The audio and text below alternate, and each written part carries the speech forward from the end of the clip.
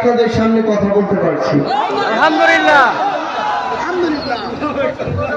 আমরা আমাদের জায়গা থেকে শুধু একটা জিনিস মনে করি যে এই বাংলাদেশে যুগের পর যুগ ধরে যে শোষণ, নিপীড়ন, অন্যায়, অত্যাচার আমার মুসলমান ভাইদের উপরে, এই বাংলাদেশের মানুষের উপরে করা হয়েছে, সেই অত্যাচার, নিপীড়ন থেকে মুক্তির জন্য আল্লাহ আমাদেরকে উসিলা বানিয়েছেন।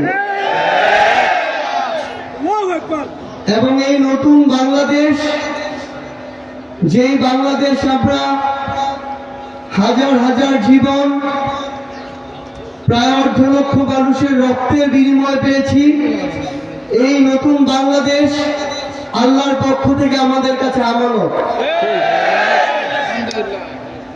এই অভ্যুত্থানের শুরু থেকে বাংলাদেশের তৌহিদি জনতা, ইসলামী আন্দোলন বাংলাদেশ থেকে শুরু করে বাংলাদেশের আমার যে ভাইদেরকে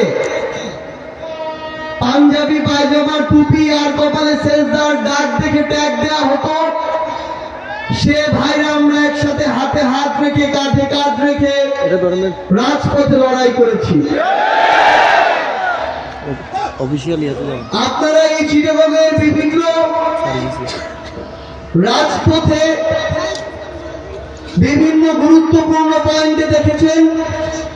আমরা ঢাকার ওই যাত্রাবাড়ি, বাড্ডা, রামপুরা, উত্তরা, বিএনএস, মোহাম্মদপুর, এই জায়গাগুলোতে দেখেছি কিভাবে আমার তৌহিদি জনতা, কিভাবে মাদ্রাসার ভাইরা জীবনের বিনিময়ে রাজপথে দাঁড়িয়েছিল। আমরা দেখেছি কিভাবে তারা জীবনের মায়া ত্যাগ করে সময়ের প্রয়োজনে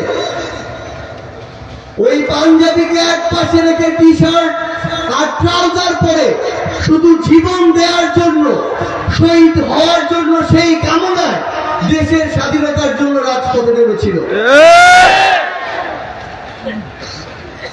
এই নতুন বাংলাদেশ, যেই বাংলাদেশে বিগত 16 বছর ধরে আমাদের ভিতরে আমি মুসলিম, আমার ধর্ম ইসলাম, এই কথাটা সাহস দিয়ে বলার